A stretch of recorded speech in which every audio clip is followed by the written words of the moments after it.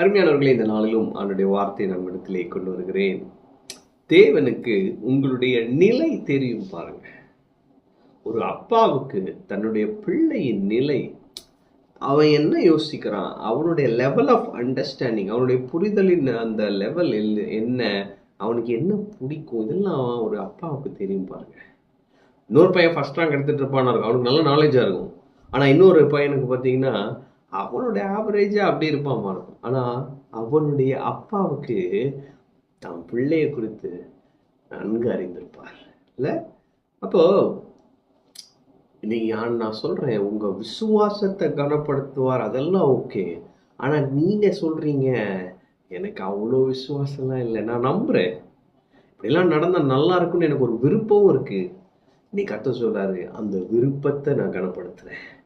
அவன் விருப்பத்தையும் செய்கையையும் உண்டாக்குகிற கர்த்தர் இன்னைக்கு சொல்றாரு, எனக்கு தெரியும் விசுவாசிக்க நீ கஷ்டப்படுற, நீ விரும்புறேல, அதை நான் கனப்படுத்துறேன்றாரு. பைபிள்ல பாருங்க, யோவான் 5:1-10 வரையும் பார்த்தீங்கன்னா, அங்கே 38 வருடமாய் வியாதி கொண்டிருந்த ஒரு மனிதன் இருக்கிறான். இயேசு பிறக்கிறதுக்கு முன்னாடி இருந்தே அவன் அங்கதான் இருந்திருக்கான் பாருங்க. அப்ப அங்க இருக்கிறான், அவனை தேடி இயேசு போகிறார். அவனை தேடி இயேசு போகிறான். 38 வருஷம் ஒருத்தன் ஒரே இடத்துல இருந்திருக்கான் பாருங்க. அவனுக்கு நம்பிக்கையும் இல்லை, விசுவாசம் இல்லை, எதுவுமே இல்லை.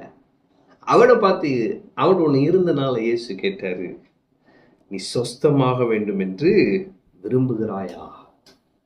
அவன் பாருங்க, விரும்புறேன் டவார்னு சொல்லாம, என்னை கொண்டு போறதுக்கு யாரும் இல்லை, நான் போறதுக்கு முன்னாடி முன்னெடுத்து வர காரணங்கள், எக்ஸ்கியூஸ் சொல்றான் பாருங்க. ஏன் இது நடக்கல, நான் ஏன் விசுவாசிக்கலன்றதுக்கு எக்ஸ்கியூஸ் சொல்லிட்டு இருக்கிறான். நம்ம நிறைய பேர் அதை செய்கிறோம் பாருங்க. ஏன் உங்களுக்கு நடக்கலன்னா, வி ஆர் கிவிங் எக்ஸ்கியூஸ், நிறைய சாக்கு போக்குகளை சொல்லி கொண்டிருக்கிறோம். ஆனால் இன்னைக்கு இயேசு கேட்கிறார், சுஸ்தமாக வேண்டும் என்று விரும்புகிறாயா? அவர் சொன்னவனையும் அவன் இந்த காரணங்களை சொல்றான். இயேசு அடுத்து வளவலன்னு பேச விரும்பல. அவனை பார்த்து சொன்னாரு, எழுந்துரு, படுக்கை எடுத்துக்கொண்டு நட. அவன் நினைச்சிட்டான், இந்த குளத்தை கலக்கிறப்ப நம்ம போனால் தானே சுகம் கிடைக்கும் அப்படின்னு. ஆனால் அவனுக்கு முன்பாக நிற்கிறது யார், இந்த கேள்வி கேட்டது யாருன்னு அவனுக்கு தெரியல.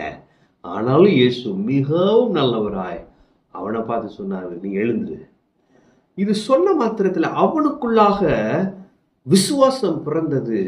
அவன் எழுந்து நடக்கிறான். 38 வருஷம் நடக்கல பாருங்க, அவன் நடக்கிறான். இன்னைக்கு நான் சொல்றேன், வெகு காலமாய் உங்க வாழ்க்கையில சில காரியங்கள் அசையாம இருக்கு, சில காரியங்கள் நடக்காம இருக்கு.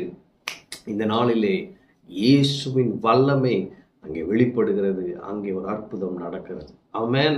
நீங்க நினைச்சிட்டு இருக்கீங்க ஒரு வழியில தான் அது நடக்கும்னு, ஆண்டவர் அதுக்கு ஒரு ஸ்பெஷலா ஒரு யூனிக் வே, தனித்துவமான ஒரு பாதை வைத்து உங்களுக்கு ஒரு அற்புதத்தை இன்று செய்ய போகிறார். நீங்க விரும்புறீங்களா? நீங்க விரும்புகிறபடி உங்களுக்காக கடவுது. கர்த்தர் உங்கள் விருப்பத்தை கனப்படுத்தி அந்த விருப்பத்தின்படி செய்ய போகிறார். அந்த விருப்பத்திற்கும் அப்பாற்பட்டவர் செய்ய போகிறார். இவன் விருப்பம் ஒருவேளை இருந்திருந்தாலும் என்னவா இருந்திருக்கும், தண்ணிக்குள்ள விழுகணும், சரியாகணும்.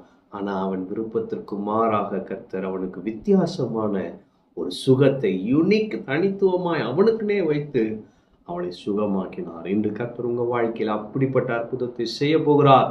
இயேசு யார் என்பதை இன்று நீங்கள் இன்னும் அதிகமாய் புரிந்து கொள்ள போகிறீர்கள். ஆமென். கர்த்தர் உங்களோடு இருக்கிறார். கர்த்தர் உங்களை ஆசீர்வதிப்பார்.